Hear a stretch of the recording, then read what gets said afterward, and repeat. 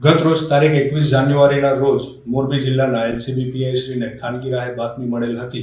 કે જૂના સાદુકા ગામ તરફ જવાના રસ્તે સ્વામિનારાયણ ગુરુકુળ એબીસી મિનરલ્સ પાસે આવેલ ખુલ્લા પ્લોટમાં નવગણ બાલસરા તથા નિકુંજ રાજપરાએ ભાગીદારી કરીને ઇમ્પોર્ટ થતો ખનિજ કોલસો કે જે કંડલા બંદરથી ઇમ્પોર્ટ થતો એવા કોલસાના ટ્રક ડ્રાઈવરો સાથે મિલીભગત કરીને લો ક્વોલિટી કોલસો તેમાં ભેળવી અને હાઈ ક્વોલિટી કોલસાની ચોરી કરી રહ્યા છે.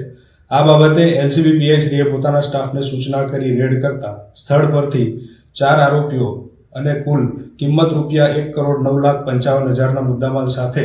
ઝડપી પાડી કુલ 10 આરોપીઓ વિરુદ્ધ મોરબી તાલુકા પોલીસ સ્ટેશનમાં ફરિયાદ નોંધાવી છે તથા આગળની કાર્યવાહી હાથ ધરેલ છે. આ જે કોલસો જે કંડલા બંદરથી કોડીનાર તથા બીજી અલગ અલગ જગ્યાએ જે જતો હોય એને કોલસાનું સીલ જે કોલસા ઉપર તાડપત્રી બાંધીને જે સીલ મારવામાં આવતું તો એ સીલને તોડવા માટે તથા કોલસા ચોરી થઈ ગયા બાદ ફરીથી એને સીલ એપ્લાય કરવા માટે એક માણસ પણ એમની સાથે હતો. તેમજ સીલ પણ કુલ 15 જપ્ત કરેલા છે અને જે જોડે જીપીએસ ટ્રેકિંગથી આ જે ટ્રક્સનું મોનિટરિંગ કરવામાં આવતું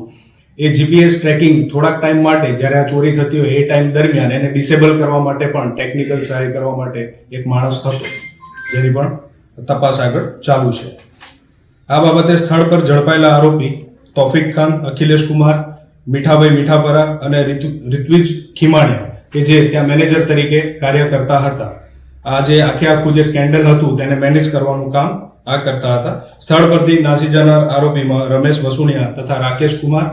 આ બંને હતા. ગાંધીધામ શિવશક્તિ ટ્રાન્સપોર્ટ કે જેના માલિક જગજીતસિંહ રાણા એ પોતાના ડ્રાઈવરોને સૂચના કરતા કે હેરીભાઈ કરીને કે જેમની તપાસ હાલ ચાલુ છે કે આ વ્યક્તિ કોણ છે, જે ડ્રાઈવરનો સંપર્ક કરતો અને તે જ્યાં કહે ત્યાં આ બધા ટ્રક લાવવામાં આવતા હતા. કુલ કેટલી ચોરી થઈ છે, કેટલા સમયગાળાથી આ સ્કેન્ડલ ચાલુ છે, હજી કોઈ વધારે માણસ આમાં ઇન્વોલ્વ છે કે કેમ એ અંગે આગળ તપાસ ચાલુ છે.